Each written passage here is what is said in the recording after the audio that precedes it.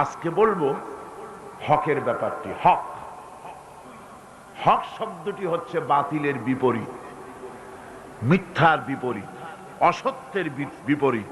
শব্দটি কি? হক। এর অর্থ হচ্ছে সঠিক, নির্ভুল, সত্য, ন্যায়, ইনসাফ ইত্যাদি এই কথার মধ্যে এসে যায়। এর মধ্যে আল্লাহর হক এবং বান্দার হক এসে যায়।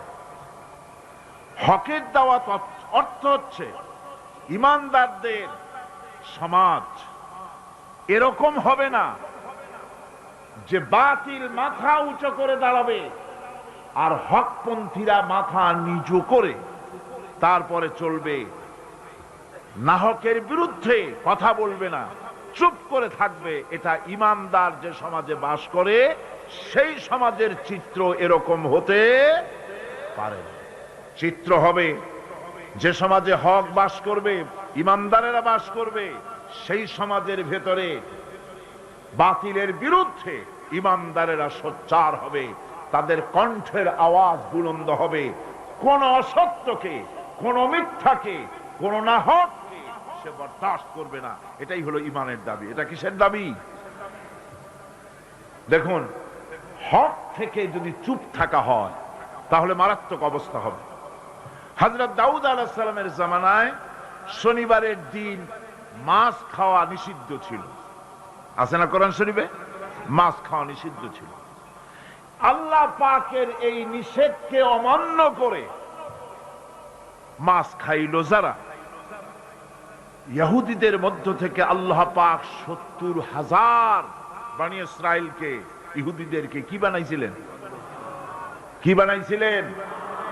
বান্দর, বানর বানাই দিলেন। এখন ইহুদি গুলো যে বান্দর হয়ে গেল, এটা কোরআন শরীফে আছে কিনা?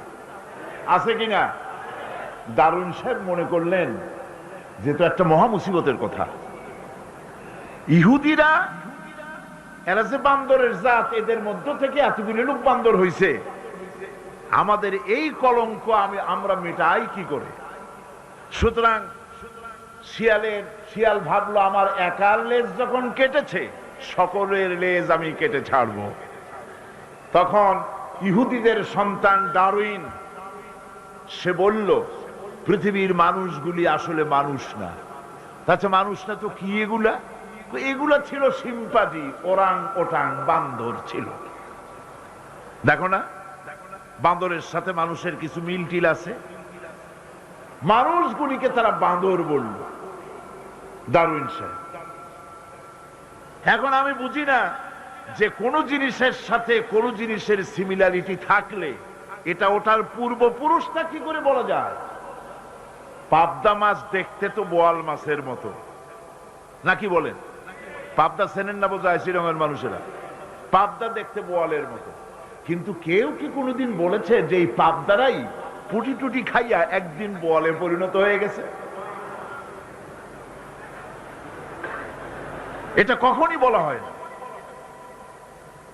সুতরাং বানরের সাথে মানুষের মিল ডারউইন সাহেব কোথায় খুঁজে পেলেন আমি জানি না। তিনি বললেন কি, এই মানুষগুলি আসলে ছিল বাঁদর, তাদের পাছায় ছিল লেজ। তারা দাঁড়াতো গিয়ে কিসের উপরে থাকতো? ডালে ডালে ঘুরতো। তারপরে পাছায় লেজের উপরে ঘা লাগলো, এরপরে একদিন লেজ তার খসে পড়ে গেল। সেদিন থেকে এই লেজবিহীন মানুষে পরিণত হলো। আসলে মানুষ ছিল সব বান্দর। নাউজুবিল্লাহি মিন যালিক। কয় বোতল খাইয়া এরকমের মত উনি প্রকাশ করেছিলেন, আল্লাহই ভালো জানেন। কোরআন শরীফে এই ঘটনাটা আল্লাহ পাক উল্লেখ করেছেন। আল্লাহ রাব্বুল আলামিন বলেন, وَلَقَدْ عَلِمْتُمُ الَّذِينَ اعْتَدَوْا مِنْكُمْ فِي السَّبْتِ فَقُلْنَا لَهُمْ كُونُوا قِرَدَةً خَاسِئِينَ। ইহুদিদেরকে লক্ষ্য করে আল্লাহ পাক বলছেন, নিজেদের জাতির সেই সব লোকদের ঘটনা নিশ্চয়ই তোমাদের মনে আছে যারা নাকি শনিবার দিনের বিধানকে অমান্য করেছিল, মাছ খেয়েছিল। এই মৎস্য নিষিদ্ধ মৎস্য ভক্ষণ করার কারণে কতগুলো বান্দর হইল? 70,000। এই 70,000 লোকই কিন্তু মাছ খায় নাই। 3টা ভাগ হয়ে গিয়েছিল। কয়টা ভাগ হয়েছে? 3টি ভাগ হয়েছে বনি ইসরায়েলের মধ্যে। এক ভাগে মৎস্য খেলো, খুব বুদ্ধি করে খেলো তারা। মানুষ তো বুদ্ধি দারুণ। তারা চিন্তা করলো শনিবারে মাছ যখন খাওয়া নিষেধ, তো শনিবারের দিন মাছ যখন আসবে কেনারায় একটা বেড়া দিয়ে রাখবে, এমন করে শনিবারে এসে ঢুকবে, বাইরেতে পারবে না। রবিবার দিন ওইটারে ধরিয়ে ধরিয়ে মজা করে খাবো। নিষিদ্ধ মৎস্য ভক্ষণ করলো, এই হলো এক শ্রেণী। 2 নম্বরে মাছ খায়ও নাই, নিষেধও করে নাই কাউকে। 3 নম্বরে মাছ খায় নাই, বরং আল্লাহর এই নিষিদ্ধ ব্যাপারটি জানায় দিয়েছে, খবরদার আল্লাহ নিষেধ করেছেন মৎস্য খেও না। তাহলে কয়টা ভাগ হলো? 3টি ভাগ। রব্বুল আলামিন ইহুদিদের মধ্য থেকে যারা নিষিদ্ধ মৎস্য, নিষিদ্ধ দিনে মৎস্য যারা ভক্ষণ করলো তাদেরকে, আর যারা মাছ খায় নাই, নিষেধ করে নাই, এই 2 শ্রেণীকে একত্রিত করে সবগুলারে গোষ্ঠী শুদ্ধা রাতারাতি বানর বানাইয়া দিলেন। তার অর্থ কি? এর দ্বারা বোঝা গেল হক কথা বলতে হবে। অন্যায় চুপ করে যদি সহ্য করেন, অন্যায় যে করে আর অন্যায় যে সহে, দুজনই কি? দুজনই সমান পাপী। আপনাকে নিষেধ করতে হবে, অন্যায়ের বিরুদ্ধে আপনাকে কথা বলতে হবে। লূত আলাইহিস সালামের জামানায় যখন জমিনটাকে উল্টে দেওয়ার জন্য অর্ডার হলো, তখন ফেরেশতা বলছিল, আয় আল্লাহ, এই জমিনে তো একটা লোক আছে যে 30 বছর পর্যন্ত তোমার ইবাদত করেছে, সেই লোকটারে তো সরাবার ব্যাপারে তুমি কিছু বললা না। আল্লাহ রাব্বুল আলামিন বললেন, জমিনটা উল্টায়া ওর মাথায় আগে রাখো, ওরে শুদ্ধা জমিনটারে উল্টায় দাও। কারণ গোটা জাতি যখন আমার সঙ্গে নাফরমানি করছে, আমার নবীর সঙ্গে নাফরমানি করতেছে, তখন এরা কথা বলে নাই। এই লোক নিজের ইবাদত নিয়ে ব্যস্ত ছিল, নিজেকে জাহান্নাম থেকে বাঁচাবার চেষ্টা করেছে। গোটা জাতি জাহান্নামে যায়, সেজন্য ভুরুক্ষেপ করে নাই। হক কথা বলতেই হবে। হক যে বলবে না, হক থেকে যে চুপ থাকবে, সে হচ্ছে শয়তানুন আখরাস, বোবা শয়তান। রাসূলুল্লাহ হাদিসে বলেছেন, হক থেকে যে চুপ থাকে সেটা কি শয়তান? বোবা শয়তান। এখন আপনাকে বিপদ মুসিবত থেকে বাঁচার জন্য হকের দাওয়াত দিতে হবে, তা না হলে আল্লাহ পাক ক্ষমা করবেন না। না হক যখন সমাজে চলতে থাকে, হকের আওয়াজকে, একজনকে হলেও হকের আওয়াজ বুলন্দ করতে হবে। কোরআনে কারিমে রব্বুল আলামিন বলেন, ওয়াত্তাকু ফিতনাতান লা তুসিবান্নাল্লাযীনা যালামু মিনকুম খাসসা। সতর্ক থাকো, বেঁচে থাকো ওই সব বিপদ থেকে, মুসিবত থেকে, যেই বিপদ শুধুমাত্র বিপদের কারণ যারা, ওদের জন্যই নাজিল হবে না, বরং যারা সহ্য করে তাদের উপরও বিপদ আসবে। যারা বিপদের কারণ, গুনাহের কারণ, শুধু ওরাই ধ্বংস হবে না, যারা সহ্য করবে তাদেরকেও আযাবের মধ্যে নিপতিত হতে হবে। একটা দৃষ্টান্ত দিলে বুঝবেন। আপনার বাড়ির সামনে ড্রেনের ভিতরে বিড়াল মরে পড়েছে, কুকুর মরে পড়েছে, আপনি নাকে রুমাল দিয়ে যান, বাড়িওয়ালা ভালাইতেছে না, আপনিও ভালাবার চেষ্টা করতেছেন না। এখন এইটা পচে গলে দুর্গন্ধ হয়ে পরিবেশ নষ্ট করে দেবে। তখন এই মরা কুকুরটার দুর্গন্ধে শুধু বাড়িওয়ালাই অসুস্থ হবে না আশেপাশের লোকেরা অসুস্থ হবে? বলেন আপনারা, সবাই অসুস্থ হয়ে পড়বে। সুতরাং বাড়িওয়ালা যদি না ফেলায়, আপনার দায়িত্বে আপনাকে ফেলতে হবে। অন্যায় যেখানে উঠবে সেখানেই তাকে নির্মূল করতে হবে। এটা হলো উম্মতে মুহাম্মাদীর দায়িত্ব। আল্লাহ পাকের জন্য বলেছেন, ওয়ালতাকুম মিনকুম উম্মাতুন ইয়াদউনা ইলাল খায়র ويأمرون بالمعروف وينهون عن المنكر ওয়াউলাইকা হুমুল মুফলিহুন। তোমাদের মধ্যে এমন কিছু লোক থাকা দরকার যারা মানুষকে কল্যাণের দিকে ডাকবে এবং অকল্যাণ থেকে মানুষকে ফিরাবে, কল্যাণের দিকে ডাকবে, হকের দিকে ডাকবে, নেক কাজের দিকে ডাকবে, মানুষকে ভালো কাজের দিকে ডাকবে। এরকম কিছু লোক তোমাদের মধ্যে হয়ে যাওয়া উচিত, তৈরি হওয়া উচিত, যারা হকের দাওয়াত নিয়ে তারা সমাজে বেরোবে। কারণ মুসলমানেরা হলো আমাদের সম্পর্কে আল্লাহ পাক বলেছেন, কুনতুম খায়রা উম্মাতিন উখরিজাত লিন-নাসি তা'মুরুনা বিল মা'রুফি ওয়া তানহাউনা আনিল মুনকার। তোমরা হচ্ছে শ্রেষ্ঠ জাতি। আমরা কি জাতি? আমরা যে শ্রেষ্ঠ জাতি সে কথা বলার মতো হিম্মত এখন আমাদের আর নাই, যার জন্য আপনারা আওয়াজ দিলেন যা শোনাই গেল না। মুসলমানেরা কি জাতি? খায়রে উমাম, ইমামে আকওয়াম। পৃথিবীর ভিতরে সমস্ত জাতি সমূহের ভেতরে শ্রেষ্ঠ জাতি কারা? আরো জোরে বলুন। একথা কে বলেছেন? আল্লাহ পাক বলেছেন তোমরা শ্রেষ্ঠ জাতি। তোমাদের দায়িত্ব হচ্ছে তা'মুরুনা বিল মা'রুফ ওয়া তানহাউনা আনিল মুনকার। তোমাদের দায়িত্ব হচ্ছে ভালো কাজের আদেশ করবে, অন্যায় কাজ থেকে মানুষদেরকে ফিরাবে। এটা হচ্ছে তোমাদের দায়িত্ব। এই দায়িত্ব যদি আমরা পালন করতাম তাহলে আমাদের সমাজের ভেতরে এই অন্যায় অসত্য টিকে থাকতে পারত না। আমরা মানুষকে ভালো কাজের আদেশ দেই না। ভালো কাজের আদেশ দিতে হলে ক্ষমতায় থাকতে হয়। আদেশ আর অনুরোধ এ দুটো কি এক জিনিস? আদেশ আর অনুরোধ দুটো কি এক জিনিস? আদেশ দিতে গেলে আদেশের জায়গায় পৌঁছাতে হয়। আদেশের জায়গায় না গিয়ে কাউকে হুকুম দেওয়া যায় না, অনুরোধ জানাতে হয়। গভর্নমেন্টের কাছে বিনীতভাবে অনুরোধ জানাই, সিনেমার অশ্লীলতার জ্বালায় টিকতে পারি না, রমজান মুবারক এসেছে, এই অশ্লীল সিনেমার ছবি নামায় ফেলা হোক, বিনীতভাবে অনুরোধ জানাই। এটা হলো অনুরোধ। আর আল্লাহ বলছেন ইসলামের ব্যাপারটা অনুরোধের ব্যাপার নয়, এটা হচ্ছে আদেশের ব্যাপার। ক্ষমতায় এমন লোক পাঠাতে হবে যে রমজান মাস এলে পরে অর্ডার দেবে সিনেমার সমস্ত ছবি আর গান বন্ধ করে দাও।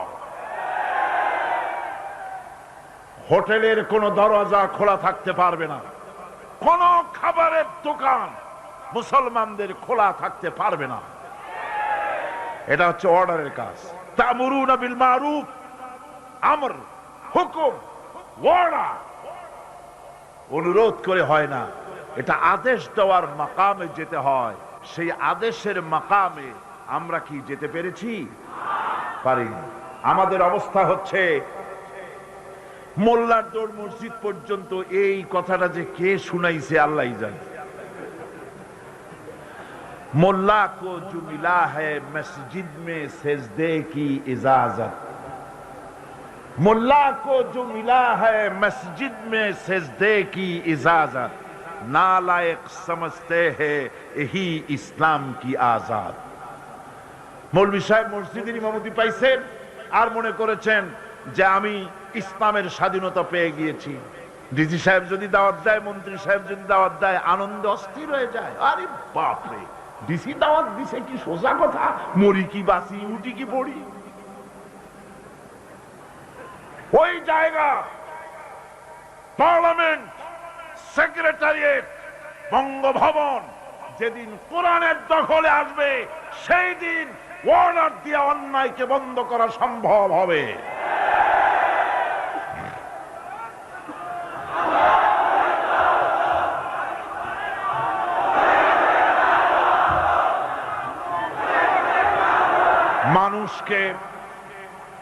মানুষকে হকের দাওয়াত দিতে হবে। আল্লাহ রাব্বুল আলামিন বলেন, ওয়ামান আহসানু কাওলাম মিম্মান দাআ ইলাল্লাহি ওয়া আমিলা সালিহান ওয়া ক্বালা ইন্নানি মিনাল মুসলিমিন। ওয়ামান আহসানু কাওলাম মিম্মান দাআ ইলাল্লাহ। ওর থেকে ভালো কথা আর কার হতে পারে যে ব্যক্তি মানুষকে আল্লাহর দিকে ডাকে। সুবহানাল্লাহ বলেন, সুবহানাল্লাহ বলেন। আল্লাহর দিকে যে ডাকে সেই ওয়ামান দা ইলাইহি, হাদিস শরীফের ভিতরে আছে মান ক্বালা বিহি সাদাকা। কোরআন থেকে যে কথা বলে সে কি কথা বলে? সত্য কথা বলে। কোরআন থেকে যে কথা বলে সত্য কথা বলে। মান ক্বালা বিহি সাদাকা ওয়া মান আমিলা বিহি উজরা। আরে কোরআন থেকে যারা আমল করে আল্লাহ তাদেরকে পুরস্কৃত করেন। ওয়া মান হাকামা বিহি আদালা। কোরআন থেকে যে বিচার করে সেই জাস্টিস ইনসাফ কায়েম করে। ওয়া মান দা ইলাইহি হুদিয়া ইলা সিরাতিল মুস্তাকিম। আর যারা কোরআনের দিকে দাওয়াত দেয় তাদের দাওয়াতই সহজ সরল দাওয়াত। আওলাদের রাসূল আপনাদের সামনে কোরআনের দাওয়াত দিলেন, কোরআনের পক্ষে কাজ করুন, সবাই হাত উঁচু করে আপনারা সমর্থন দিয়েছেন। আমরাও অপেক্ষা করব এই সমর্থন আপনারা কতদিন বজায় রাখতে পারে। আল্লাহ যেন তৌফিক দেন। জোরে বলেন আমিন। আরো জোরে বলেন আমিন। ওয়ামান আহসানু কাওলাম মিম্মান দাআ ইলাল্লাহ। ওর চাইতে ভালো কথা আর কার যে মানুষকে আল্লাহর দিকে ডাকে। আমরা কার দিকে ডাকি? বিশ্বাস করুন আমরা তো সমাজতন্ত্রের দিকে মানুষ ডাকি না। বলেন আমরা কি সমাজতন্ত্রের দিকে মানুষ ডাকি? পুঁজিবাদের দিকে ডাকি, জাতীয়তাবাদের দিকে ডাকি, ধর্ম নিরপেক্ষ মতবাদের দিকে ডাকি। আমরা কার দিকে ডাকি? ধর্ম নিরপেক্ষ মতবাদ আল্লাহর তৈরি না মানুষের তৈরি? পুঁজিবাদ আল্লাহর না মানুষের? সমাজতন্ত্র আল্লাহর না মানুষের? জাতীয়তাবাদ আল্লাহর না মানুষের? আরে কোরআন কার? ইসলাম কার? সেই আল্লাহ রাব্বুল আলামিনের দিকে আমরা ডাকি। আমরা আমার বাপের দিকে ডাকি না, মায়ের দিকে ডাকি না, দাদার দিকে ডাকি না, মন গড়া কথা বলি না। ওলামায়ে হক কথা বলে কোরআনের কথা। সুবহানাল্লাহ। ওয়ামান আহসানু কাওলাম মিম্মান দাআ ইলাল্লাহ। ওয়ামান আহসানু কাওলাম মিম্মান দাআ ইলাল্লাহ। ওর থেকে ভালো কথা আর কার হবে যে ব্যক্তি মানুষকে ডাকে আল্লাহর দিকে। সুবহানাল্লাহ। প্রাণ ভরে কান সুবহানাল্লাহ। আমরা কোন নেতার দিকে মানুষকে ডাকি না। আল্লাহর কসম আমরা কোন মানুষের পূজা করি না, কোন ব্যক্তির পূজা করি না, কোন নেতার পূজা করি না, কোন নেতার দিকে মানুষকে আকর্ষিত করি না। আমরা মানুষকে ডাকি আল্লাহর দিকে। আর ডাকি বিশ্ব নবী সাইয়্যিদুল মুরসালিন আশরাফুল আম্বিয়া রাহমাতুল লিল আলামিন জনাবে মুহাম্মদুর রাসূলুল্লাহ সাল্লাল্লাহু আলাইহি সাল্লামের দিকে মানুষদেরকে ডাকি। ওয়ামান আহসানু কাওলাম মিম্মান দাআ ইলাল্লাহ। ওর থেকে ভালো কথা আর কার হবে যে মানুষকে আল্লাহর দিকে ডাকে। ওয়া আমিলা সালিহান। আর এরপরে সে নেক কাজ করে, সৎ কাজ করে। ওয়াকালা ইন্নানি মিনাল মুসলিমিন। আর আমি হচ্ছি মুসলমানদের একজন। আমি মুসলমান তা বলছে না, কিন্তু কি বলছে? আমি মুসলমানদের একজন। এই আয়াত নাজিল হলো কখন? যখন মক্কায় মুসলমানদের উপরে অত্যাচারের স্টিম রোলার চালানো হচ্ছিল। মুসলমানদেরকে চিৎ করে শোয়াইয়া আগুনের উপরে চিৎ করে শোইয়েছে। আগুনের আংটা আগুনের উপরে চিৎ করে শুইয়ে দিয়ে বুকের উপরে পাথর চাপা দিয়ে রাখা হয়েছে। হযরতে খুবাইব রাদিয়াল্লাহু তাআলা আনহুকে খালি গায়ে দেখে একদিন হযরত ওমর বলেছিলেন, খুবাইব তোমার পিঠের এমন অবস্থা কেন? কোমরটা এরকম চিকুন, পিঠের ভিতরে এত বড় বড় গর্ত কেন? তিনি বললেন, ওমর ভাই তোমার কি মনে নাই ইসলাম কবুল করার অপরাধে কাফির বেঈমানেরা আমাকে মারধর করেছে, না খাওয়ায় রেখেছে। তারপরেও যখন ইসলাম আমাকে দিয়ে ছাড়াতে পারলো না, তখন আগুন জ্বালালো, আংটা আগুন বিছায় দিয়া আমাকে চিৎ করে শুইয়া দিয়া আমার বুকের উপরে পাথর চাপা দিয়া রাখলো। আগুন পুড়ে পুড়ে গোশতের মধ্যে ঢুকলো, গায়ের রক্ত আর চর্বি গলে গলে আগুনগুলো নিভে গেল। সেই যে পিঠের ভিতরে গর্ত হয়েছে, আজও পর্যন্ত পিঠের গর্ত মুছে যায় নাই।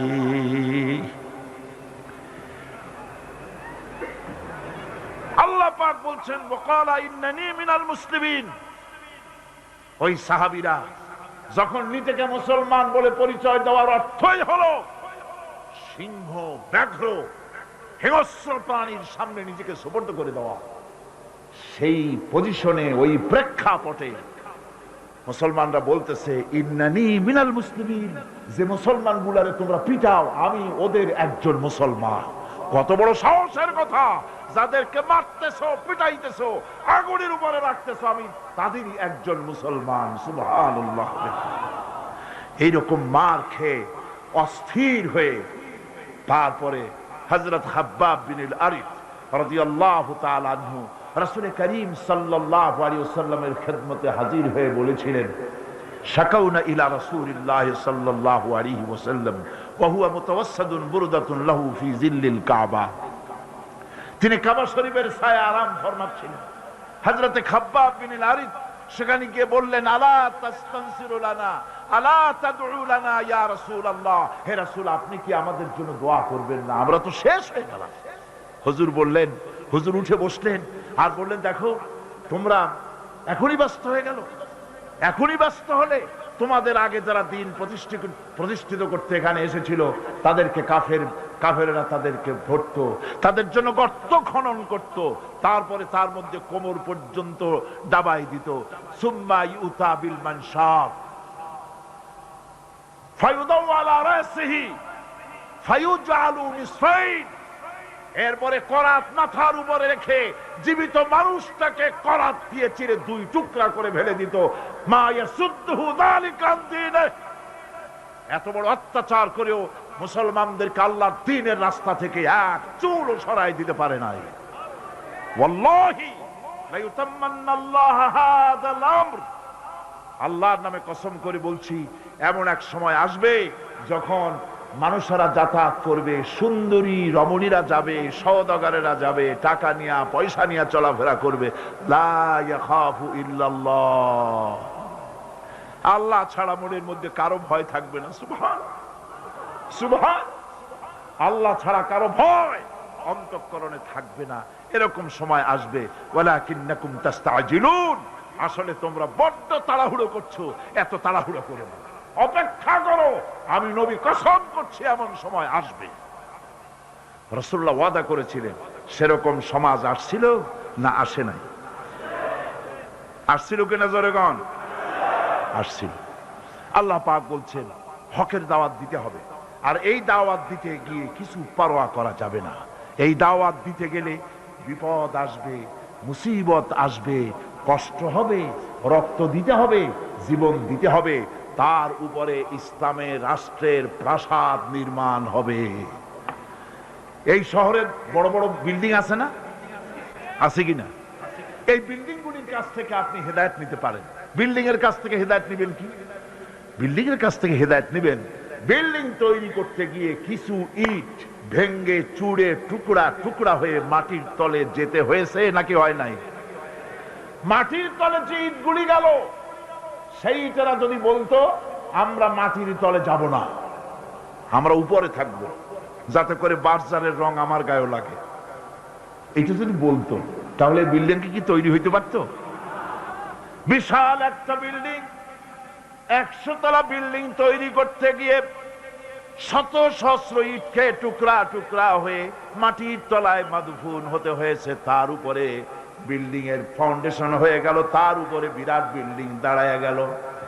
ইসলামের বিল্ডিং যদি বানাতে চাই, ইসলামের রাষ্ট্রের ইমারত যদি করতে চাই, আপনার মতো আমার মতো হাজারো লাখো মানুষকে শহীদ হয়ে মাটির তলায় চলে যেতে হবে। এরকম শাহাদাতের উপরে ভিত্তি করে ইসলামের ইমারত গড়বে, নইলে হবে না। শাহাদাতের তামান্না দিলের মধ্যে থাকতে হবে। আছে আপনাদের শাহাদাতের তামান্না? আছে?